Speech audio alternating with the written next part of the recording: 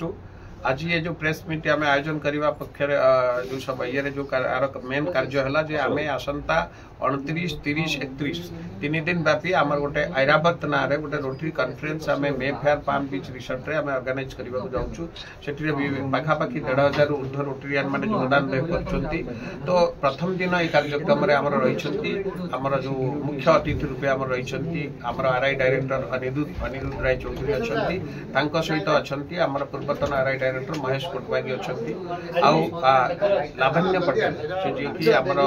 जड़े बहुत international speaker से प्रथम दिन ताकर कार्यक्रम रही। द्वितीय दिन आम रखीचु आम सहित दीपक खोरा अच्छा जे कि प्रधानमंत्री परामर्शदाता थिले से भी अच्छा सहित आमर अच्छा आरआई पीआर आम जी आसुंच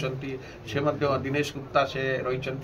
वक्तव्य देवे ता सहित आम सहित अच्छा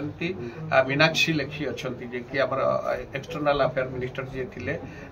शहजाद पुनेवाला अच्छा से भी द्वितीय दिन कार्यक्रम रही।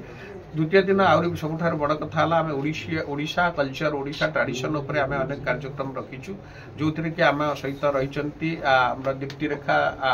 नाइट्स रही सहित